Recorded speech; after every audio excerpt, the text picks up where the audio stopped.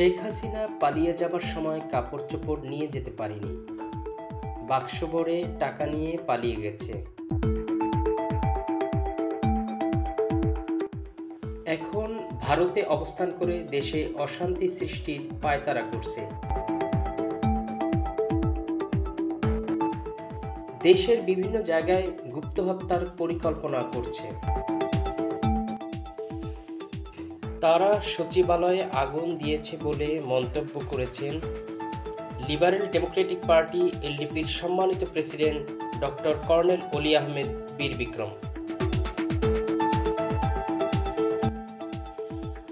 চট্টগ্রামের চন্দনাইশ পৌরসভা এলডিপির দ্বিবার্ষিক সম্মেলনে প্রধান অতিথির বক্তব্যে তিনি এসব কথা বলেন।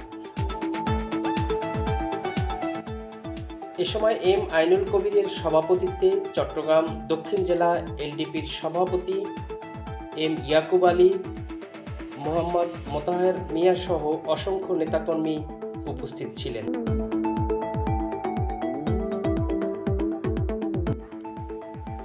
আওয়ামী লীগ বিগত 15 বছরে ক্ষমতায় থাকাকালীন সময়ে সর্বোচ্চ থেকে শুরু করে নিম্ন পর্যায়ের সকলে মিষ্টি মিষ্টি কথা বলে দেশটাকে লুটেপুটে খেয়েছে।